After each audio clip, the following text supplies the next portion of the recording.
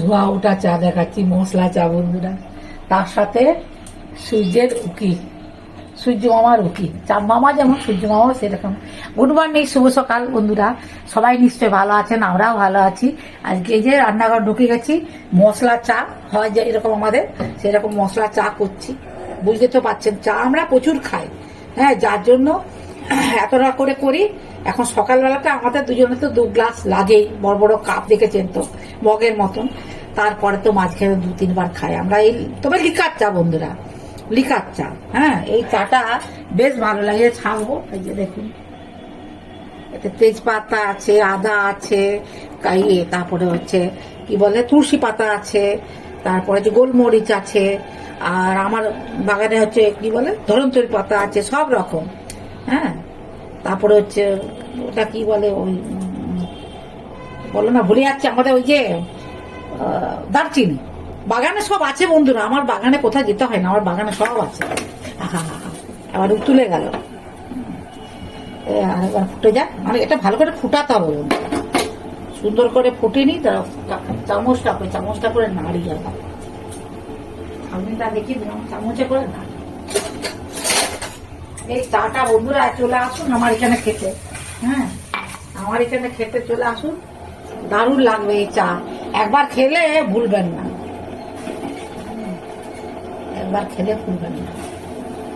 আমি একটু কড়া খাই অবশ্য, আমি আগে একটু কড়া, 1 কাপ কড়া খাবো, বুঝলেন বন্ধুরা।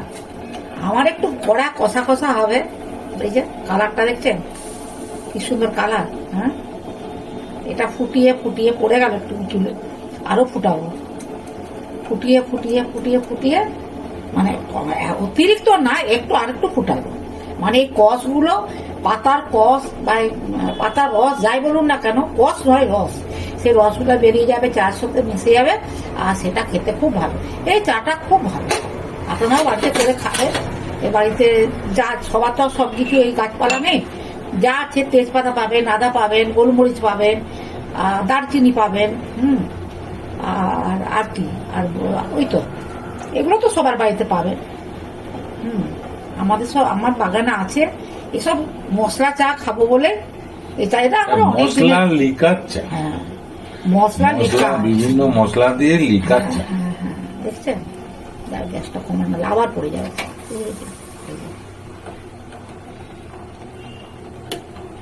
লিকারটা খুব সুন্দর হয়, সেন্টটা খুব ভালো হয়। যা সেন্ট হচ্ছে না জানলা দিকে, একটা আলাদা রকম সেন্ট। চা পাতা তো দিতেই হয়, কিন্তু এর আলাদা একটা সেন্ট। আর আপনারা দেখবেন বন্ধুরা, চা আর আছে, হালকা কফিও দেওয়া হয়। ওইটাই বলতে যাচ্ছি বন্ধুরা, আপনারা এই চায়ের সঙ্গে হালকা একটু কফি দিয়ে দিবেন।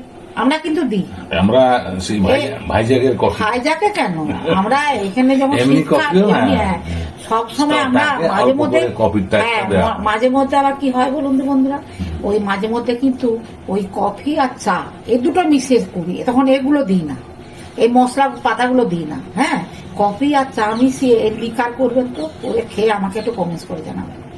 অপূর্ব লাগে। আপনারা তো দুধ দেওয়া কফি, সবাই জানে কফি মানে দুধ দেওয়া, কিন্তু এই চা আর কফি একসাথে তার মেরুবন্ধন করে লিকার তো অতি অবশ্যই। আমরা লিকার ছাড়া দুধ চা খাই না, একমাত্র বাইরে গেলে উপায় নেই, তাই না হলেও যদি উপায় থাকতো লিকারই খেতাম। আমাদের বাড়িতে লিকার ছাড়া কোনো চা হয় না। আগে হতো দুধ দেওয়া, এবারে কোনো মানুষ যদি আত্মীয়জন কেউ আসে তখন আলাদা কথা, কিন্তু আমরা এই চা ছাড়া খাই না। এখন আমাদের এই চাটা খাই অনেকেই, কিন্তু এখন দেখছি লিকার চাটা পছন্দ করে।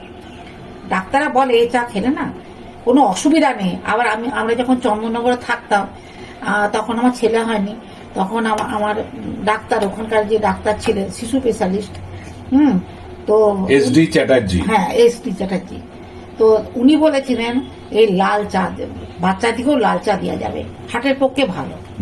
বাচ্চাদিকেও এই লাল চা দেওয়া যাবে, হার্টের পক্ষে ভালো। এখনো মনে আছে, আসলে অনেক দিনের হয়েও গেল, কিছু কিছু জিনিসটা মনে থাকার মতন। কেন বলুন তো, এগুলো টিপস। যে অনেকে বলে চা খেলে লিভারে ক্ষতি হয়, হ্যাঁ, আমরা তো দুধ চা খাচ্ছি না, আমরা তো লাল চা খাচ্ছি, এটা হার্টের পক্ষে ভালো। এটা বাচ্চারা যদি খায় অসুবিধা কিছু নেই। চায়ে ডুবি ডুবি খাওয়া খারাপ না, ভালো, এই আর কি। তো সকালবেলা অনেক কথা বললাম বন্ধুরা, চা করতে করতে, চলুন চাটা খেয়ে নি। টাটা খেয়ে নি, পরে আবার আসছি রান্না বান্না, সকালবেলা অনেক কিছু আছে। তো আজকে অনেক সকালে উঠেছি, দেখেছেন আমার চায়ের উপরে সূর্যের আলোটা পড়ছে, কেমন চকচক চকচক করছে। আবার চায়ের সাথে সূর্য আলো দেখতে, সূর্য আমাকে দেখতে পাওয়া যাচ্ছে, দেখছো? এই যে এখানে এখানে চায়ের দিকে তাকিয়ে দেখো, এই দেখো, এই দেখো সূর্য আমাকে দেখতে পাই ওইদিকে। এই সকালের ভোর থেকে আমার এই জানলাতে এই সময় রোদটা চলে আসে। শীতকালে আসবে না বন্ধুরা, এই সময় বসন্তকালে রোদ চলে আসবে, এই আর কি। চলুন চাটা খেয়ে নি। হলুদ ফুলগুলো দেখুন কত বড় বড় হয়ে ফুটেছে।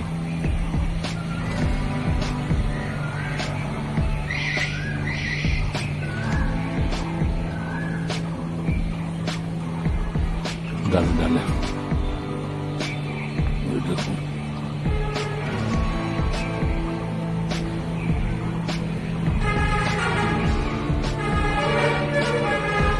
ওই দূরে একটা হয়েছে।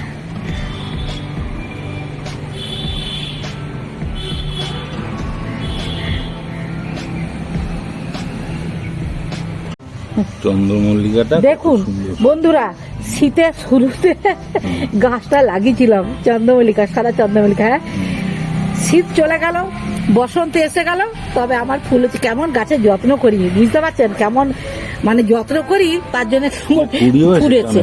কুড়ি তো আসবেই। শীত চলে গেল, তারপর হচ্ছে আমার সবার লাস্টে। আরে দেখুন বেগুন গাছটা লাগিয়েছি কবে, হ্যাঁ, তা বেগুনে কোনো কিছু আসেনি, মানে কি আমার সব লাস্টে। কেমন কেমন গাছপালা যত্ন করি ভাবেন বন্ধুরা, দেখতে পাচ্ছেন? মানে কুড়ি এসছে অবশ্য। এই বেলি গাছগুলো একটু খুশকি দেবো। এখানে দেখুন কি সুন্দর দুটো গোলাপ জোড়া।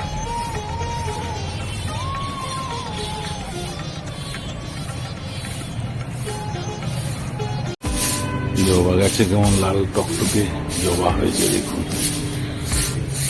অনেকগুলোই হয়েছে। ভিতরে ভিতরে হয়েছে, এখানে হয়েছে, পুরো গাছটা লালে লাল, দারুণ লাগছে দেখুন। ওই দূরে এইখানে একটা কত জবা দেখুন। এদিকে আর ছিন্ন মস্তা অনেক হয়েছে, ঝুমকো জবা, এই যে পর হয়েছে দেখুন, ভালোই ফুটেছে, কি সুন্দর ঝুলছে দেখুন। আজকে স্পেশাল বিনস পোস্ত, বিনস পোস্ত। বিনস পোস্ত করবো। হ্যাঁ, বিনস পোস্ত, হ্যাঁ হ্যাঁ হ্যাঁ, কড়াইতে তেল দিয়ে দিয়েছি। আর এই যে বিনসকে সিদ্ধ করে একটু রেখেছি। বাবা কি গরম! হ্যাঁ, তাড়াতাড়ি হবে। সিদ্ধ করা আছে। হ্যাঁ হ্যাঁ, তাড়াতাড়ি হবে। শুকনো লঙ্কা দিয়ে দিলাম। হ্যাঁ, একটু কালো জিরে দিয়ে দিলাম। এবারে বিনসগুলোকে দিয়ে দেবো। তাড়াতাড়ি, বেশি টাইম লাগবে, কেন বলো তো? কাঁচা লঙ্কা দিলাম।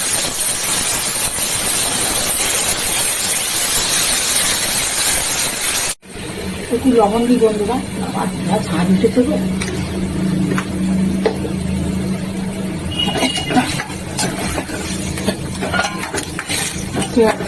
হচ্ছে একটু চাপা দিয়ে দেবো।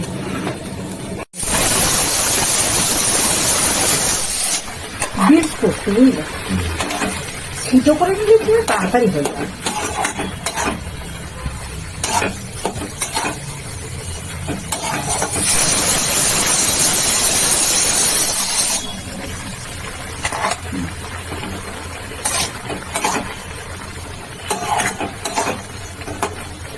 একটু হোক, বুঝলি?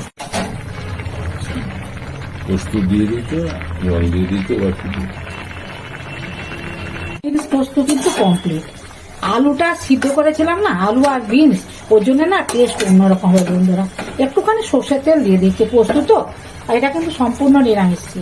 নিরামিষিতে একটু সর্ষের তেল দিয়ে দিলে তাহলে গন্ধটা ভালো হয়। আমি কাঁচা লঙ্কা দিয়ে দিয়েছিলাম, আর পোস্তটা যখন বেটেছি তখন কিন্তু একটু শুকনো লঙ্কা দিয়েছি, একটা শুকনো লঙ্কা আর একটা একটা কাঁচা লঙ্কা, আর কাঁচা লঙ্কা কুচিও দিয়েছে, মানে ফালি করে দিয়েছে। বিনস পোস্ত খেতে দারুণ হবে।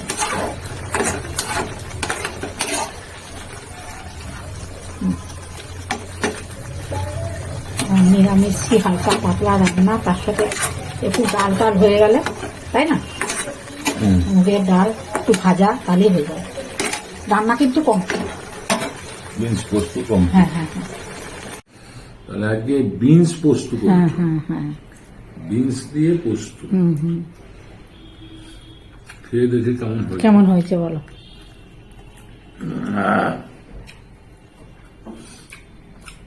দেখো আমার ঠান্ডা লেগেছে তো, বেশ একটু ঝাল ঝাল হয়েছে, খুব ভালো লেগেছে। পোস্তরা তো শুকনো লঙ্কা কাঁচা লঙ্কা দিয়ে বেটেছি। মুখরোচক খাবার। হ্যাঁ, এখন বাজারে প্রচুর বিনস, দামও কম না। আর জিনিসটা মেটও ভালো খেয়েছে। হ্যাঁ, ওই যে আমি সিদ্ধ করি না বন্ধুরা, আমি সিদ্ধ করে রান্না করি বলে মেটটা ভালো খাই। আলুর সঙ্গে বিনস, তার সাথে কাঁচা লঙ্কা, এত সুন্দর মেট খেয়েছে। আর সবচেয়ে বড় কথা হচ্ছে টেস্টটা খুব সুন্দর হয়েছে। হ্যাঁ,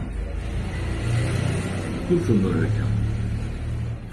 তোমার তো একরকম পদ থাকে না, হ্যাঁ 6 রকমের পদ থাকে, তার মধ্যে এটা আজকে স্পেশাল বিনস পোস্ত। খুব সুন্দর হয়েছে, খুব সুন্দর। রান্নাটা দেখবেন বন্ধুরা, ভিডিওটা কিভাবে করেছি। বিনস পোস্ত বাড়ি গেছিলাম, বাড়ি থেকে বিনস নিয়ে এসেছিলাম। চাষের তো হয়, ওই মাঝে মাঝে যখন যাই তখন ওই সবকিছু নিয়ে আসি, চাষের জিনিস তো। আর দেখো, তার জন্যই হয়তো মিষ্টিটা লাগছে বেশি, কিটা বিনসটা। হ্যাঁ, ওই জন্যই তো। একটা আলাদা রকমের টেস্ট। হ্যাঁ, চাষের এই দিয়েই ভাত খাওয়া হয়। হ্যাঁ, চাষের জিনিস, চাষের চাল, চাষের আলু, চাষের যা হয় আর কি, সেগুলা খেতে কিন্তু একটা আলাদা রকম স্বাদ লাগে, অপূর্ব লাগে। খুব সুন্দর, অপূর্ব টেস্ট হয়েছে। ঠিক আছে বন্ধুদের সঙ্গে কথা বলবো। হ্যাঁ ঠিক আছে বন্ধুরা, কর্তা মাসে এখন বিনস পোস্ত দিয়ে ভাত খাচ্ছে। আপনারা প্রথম থেকে শেষ পর্যন্ত ভিডিওটা দেখবেন, ভালো লাগলে লাইক কমেন্টস করবেন, আমার পাশে থাকবেন। সবাই ভালো থাকবেন, সুস্থ থাকবেন। যারা নতুন বন্ধু তারা একটা করে সাবস্ক্রাইব করবেন, আর ভিডিওগুলো বারবার দেখবেন আর কমেন্টস করবেন। এখন রাখছি, নমস্কার, ধন্যবাদ।